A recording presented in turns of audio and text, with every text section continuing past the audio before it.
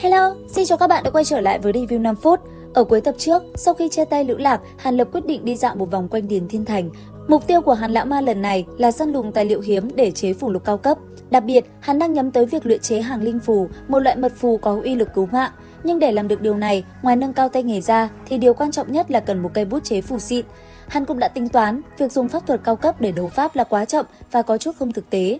Nhưng nếu kết hợp pháp bảo với phù lục cao cấp, ném ra một lúc 20-30 cái thì khác. Đó chẳng khác nào bị cả chục tu sĩ Nguyên Anh Kỳ hội đồng. Đây chính là lý do Hàn Lập quyết tâm phải tìm được cây bút. Thế nhưng, sau khi lượn nát khu chợ mà không thu hoạch được gì, trời đã bắt đầu tối, Hàn Lập đang thất vọng, phân vân không biết nên về hay đi xem thêm hai nhà nữa thì bỗng nhiên có biến. Một trận ồn ào, cãi vã vang lên ở gần đó. Theo đúng phong cách Hàn Lập, hắn nhướng mày, chắp tay sau lưng và quay người định trở về. Đó giờ, hắn không thích hóng hớt chuyện thị phi. Nhưng Hàn Lập chưa đi được 2 bước, một giọng nói ác thanh cực lớn đã dội tới. Như thế nào, tu sĩ Lạc Vân Tông các ngươi cũng vô lại như vậy sao? Đã phá hư đồ vật, không chịu bồi thường đã muốn rời đi.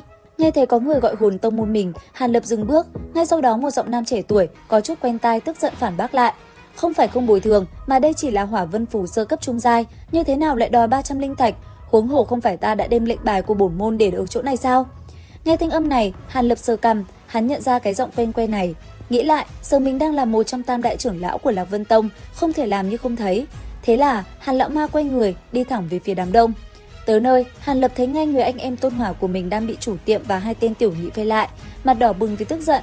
Gã trưởng quỷ đang ra sức chèn ép, khăng khăng nói cái hỏa vân phù bị hỏng là tác phẩm của đại sư Điền Thiên Thành, cho nên 300 linh thạch mới xứng với giá trị của nó. Gã còn buông lời miệt thị, lấy của ngươi 300 linh thạch đã là tiện nghi cho ngươi, chẳng lẽ tu sĩ Lạc Vân Tông đều là quỷ đói?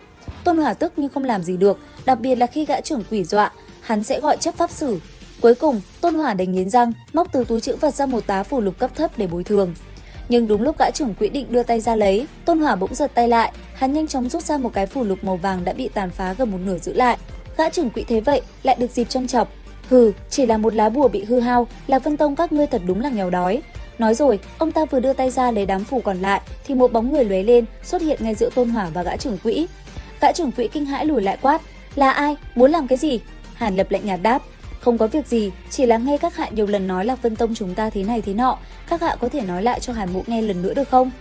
Lời Hàn Lập vừa dứt, một cỗ khí thế kinh người từ tu sĩ Nguyên Anh Kỳ bung ra, linh áp khủng bố đè xuống, mấy tu sĩ trúc cơ kỳ xung quanh lập tức quỳ rạp. Tôn Hỏa đứng sau, được Hàn Lập che chở, lúc này mới nhận ra sư tổ nhà mình, vội vàng cúi đầu lắp bắp nói, đệ tử Tôn Hỏa tham kiến Hàn sư tổ. Ba tên chủ tiệm đứng trước mặt Hàn Lập thì hóa đá, bị linh áp đè cho không thể cử động, mặt đầy hoảng sợ. Đúng lúc này, một chấp pháp sử bay tới, dù biết là Nguyên Anh Kỳ, lão ta vẫn phải kiên trì bay đến vì chức trách. Lão ta vội vàng hành lễ, hỏi Hàn Lập có gì phân phó. Hàn Lập chắp tay sau lưng, thản nhiên đáp, không có gì, chỉ là nghe chủ điếm của Quý Thành đối với Lạc Vân Tông chúng ta có chút phê bình, cho nên muốn cho vị đạo hữu này tại trước mặt Hàn Mỗ lập lại lần nữa mà thôi. Chấp pháp sử nghe xong không khỏi đau đầu, biết đây là chuyện lớn, lão vội quay sang quát ba tên kia một trận. Lúc bấy giờ, gã trưởng quỹ sợ mất mật, vội nói hỏa vân phù không cần bồi thường, xem như bồi tội. Nhưng Hàn Lập lại cười, sắc mặt hắn càng thêm âm trầm, thanh âm vang lên nói, như thế nào, ngươi nghĩ rằng ta đứng ở chỗ này là muốn chiếm của ngươi Tiểu Tịnh Nhi sao? Trước đưa cho ta xem một chút hỏa vân phù kia có phải là phù lục do đại sư chế tạo không? Nếu là thật sự, ta hiển nhiên sẽ thay mặt bồi thường, nhưng nếu không phải thì...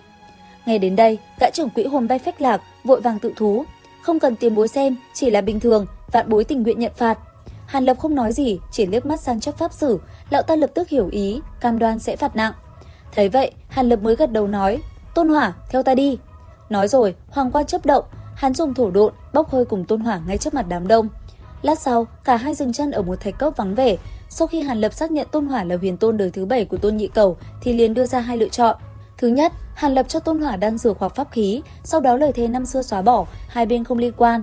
Thứ hai, Tôn Hỏa tiếp tục kế thừa lời thề, nhận Hàn Lập làm chủ, Hàn Lập sẽ hạ cấm chế, Tôn Hỏa sẽ phải làm những việc nguy hiểm. Đổi lại, Hàn Lập sẽ tận lực bồi dưỡng, cung cấp tài nguyên. Nghe xong, Tôn Hỏa rõ ràng bị sốc, hắn ta vừa định mở miệng trả lời thì Hàn Lập cắt ngang.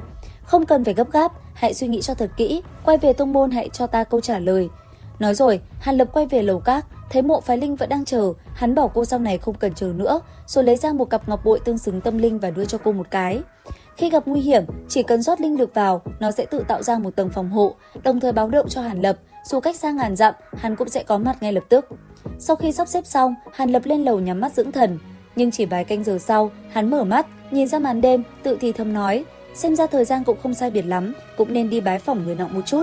Đến đây thì cũng hết tập 170 Phạm Nhân Tu Tiên. Xin chào và hẹn gặp lại các bạn ở những video tiếp theo.